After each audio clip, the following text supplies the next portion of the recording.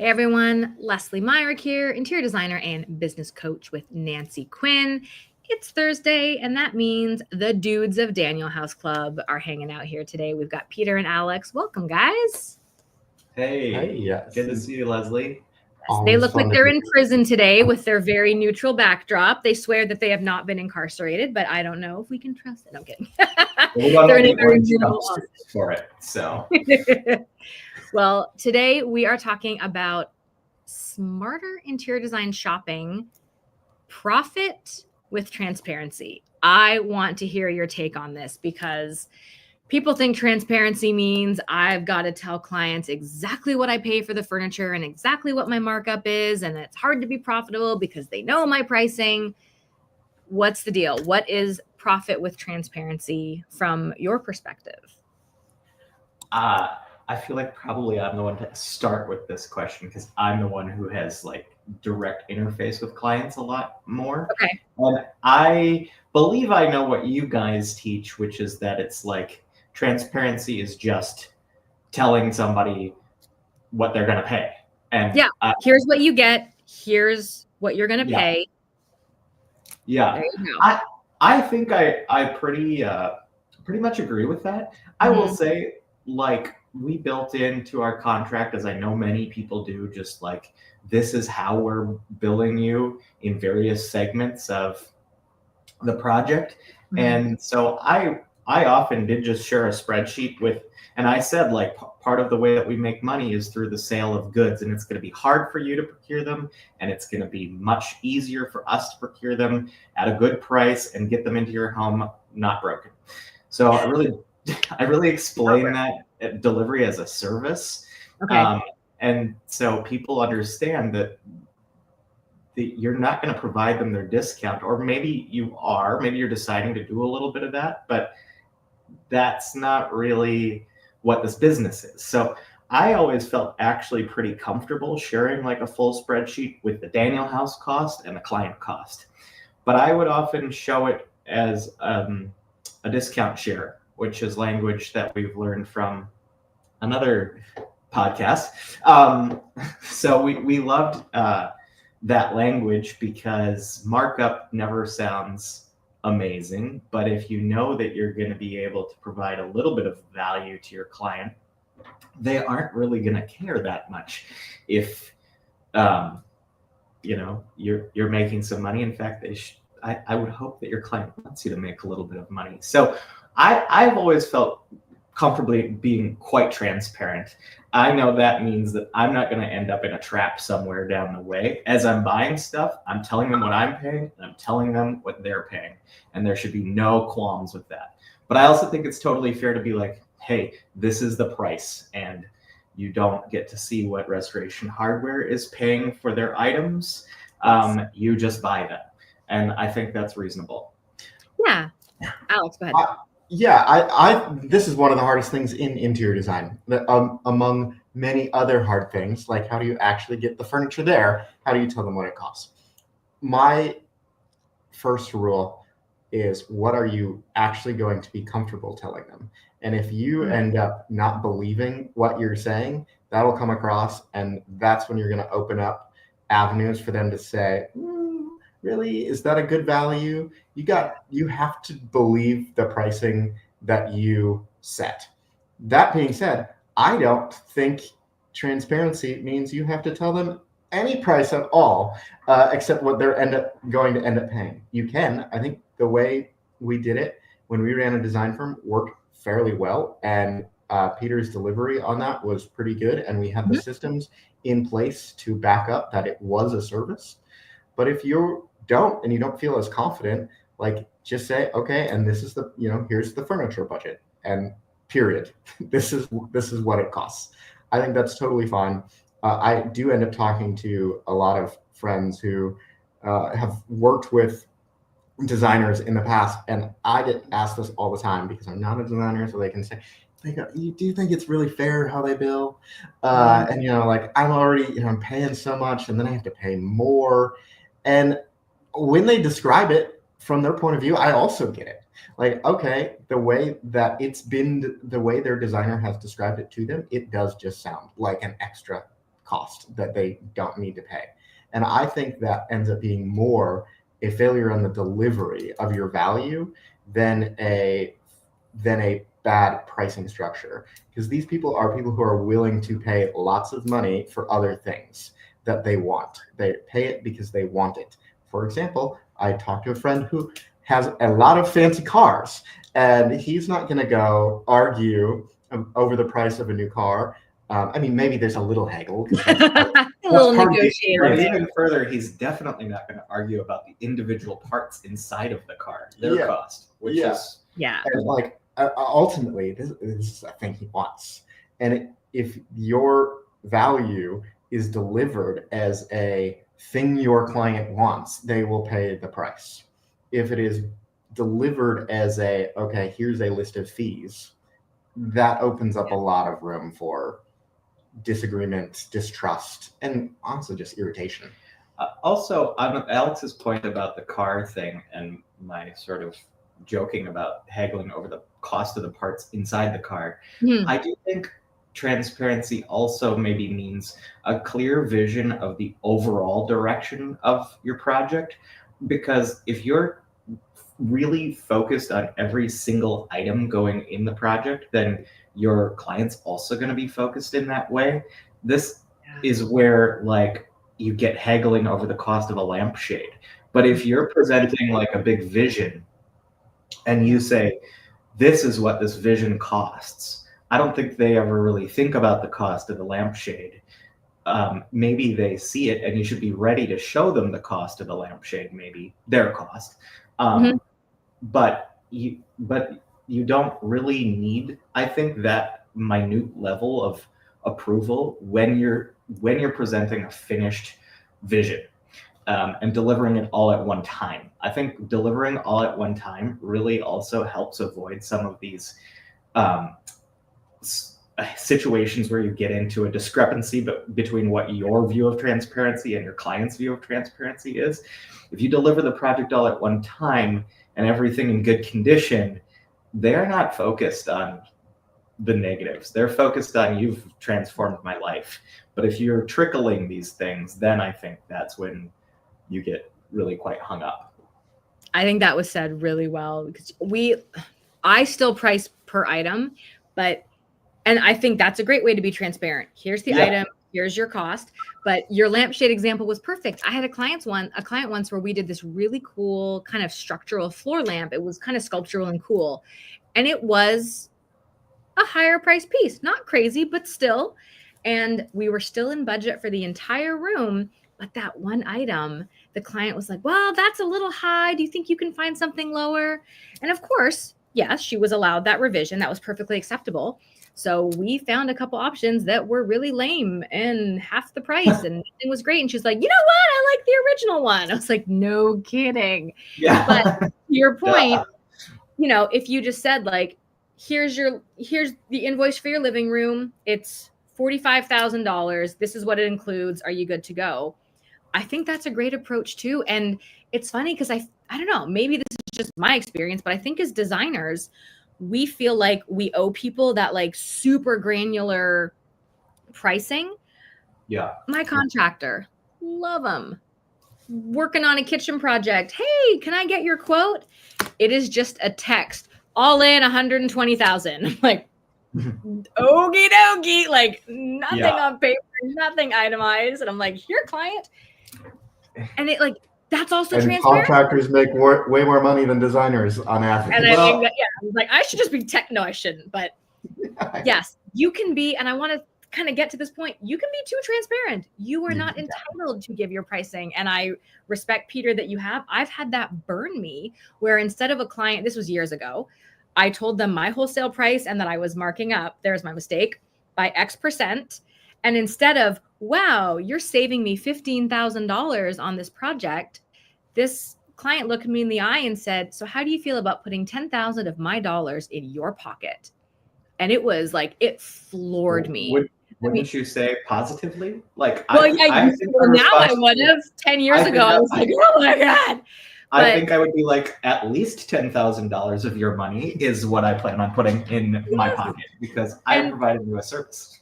Well, bingo. And, I looked at that as, look at me saving, like, this is great. And instead, all he saw was like how you present it with transparency matters so much, because I could have said retail cost on this is $50,000 and I'm able to give it you all in for 35, winner. But if all of a sudden it's the other way around, so I think people feel like they owe clients we charge X% over net or whatever. But I will tell you, there is a reason that we teach price your products at or under retail. Like, that's it. We keep it very broad strokes, because as soon as you say we charge 35% above net, that opens up the client to see every single one of your back end invoices, because you have told them how your pricing works. And that is a dangerous game. That is, you guys know, this is proprietary information. It's not something clients should have access to. And when you start to buy through places like Daniel House and you get things for great prices, 35% does not go as far, because you're getting such good wholesale pricing. Yeah. So we always teach, we price our goods at or under retail when possible. I like to keep it broad like that, because then if there is an item, if there is something and we're ordering through you, it's easy to knock off a few percent and just be like, look, we were able to get it for 10% under retail for you. And when I say retail, I'm talking about MAP pricing, the pricing that's, you Google it and you're going to find the item for that price. And my clients love that. And that is still being transparent. And I've had clients ask, so are you making money on this too?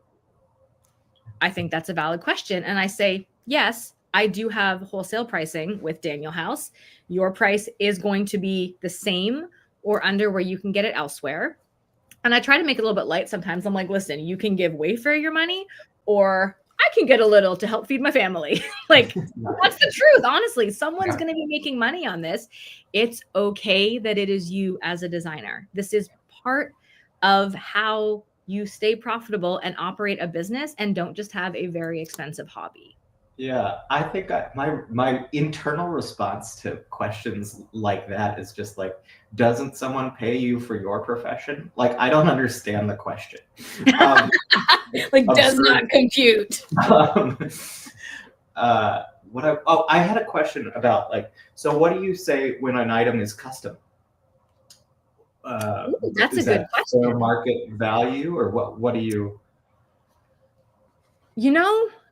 I would still say with the at or under retail, because there is no real retail. I think typically you can double and this is very broad stroke, so please do not go nickel and diming on this one. But typically you can expect custom to be like double, maybe even triple of what you paid for it. So I think there's a little more wiggle room, and I don't want to say less transparency, but you're right. There isn't like a price book where, but also let's be real.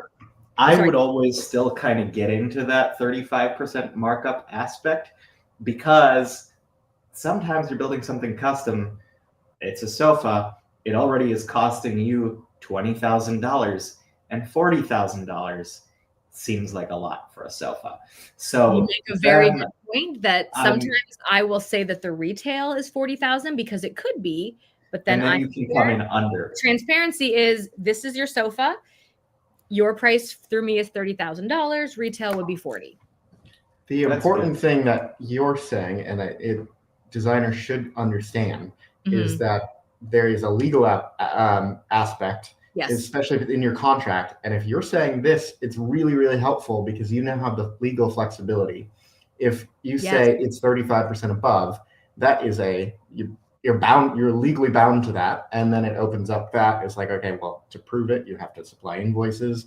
Also, if you need to be flexible on other things, that can be a problem. It actually reduces the flexibility you have in delivering something on budget. I think the doubling of it and then coming down a little bit, even to hit, if you want to hit 35, which sometimes is enough, sometimes isn't, depends on how expensive it's usually not. It's usually not. And the double, or the two times to more likely 2.2 times cost is pretty standard in retail for a reason. It's not just kind of made up. It's over decades of experience, roughly what retailers actually need to make to be able to pay their employees, make a profit, pay their costs. And so that number should be fairly applicable for your businesses as well. You need to look closer to doubling, and maybe if you want, you can discount a little bit, although I'm not a fan of bringing that language into it. No, we do not talk about discounts or budgets. We talk about investments and trade pricing. Like there's ways to talk about the same thing in language that is far more open and expansive to a client than like budget and discounts and markup, which kind of just goes like, yes, I think that's definitely right. We have a feature on our website that allows you, so you can share a cart with your client and the client can check out. And we have built in where you can share part of your discount. Share part of your discount means, okay, say you get 50% off and you want to share 25% of that 50%. You're not sharing 25% of, you're not giving a 25% discount. Designers ask us all the time, how can I just give my client a 10% discount? How can I give them a 30% discount? I'm like, stop doing that. It's really bad language, and I actually think it is kind of at the beginning of where we started, where most of these challenges enter in. Either you sound unconvinced by your own pricing, or you've just entered language into their brain to start saying, okay, how can I get more discount? How do I know the prices? I don't want to feel ripped off. What is the price here? Am I really getting 10% off? Am I not? I don't know. And now they're just super skeptical. They're on edge. You're creating a relationship that is to be confident requires additional information, and you just need to take that out. So you can, I like the vagueness. I think it helps, and it helps. I know, and it sounds weird to be like, why would you be vague? But you are being, it's contradictory, but it's true. You're still being transparent. I will propose items at or under commonly available retail. That's all you have to say. And sometimes if I know it might seal the deal, if I bring the price down a little bit when I'm creating that cart for my client, or if I'm getting the order ready, I talked to my vendor and we were able to do a little better on the pricing for you. And that's reflected on your proposal.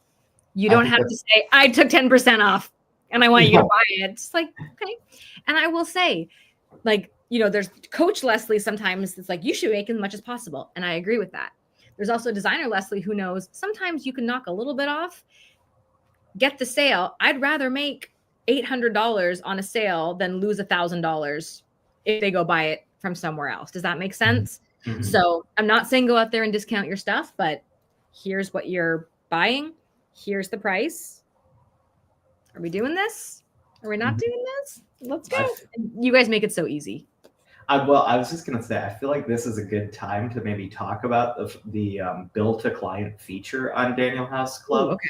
Because, we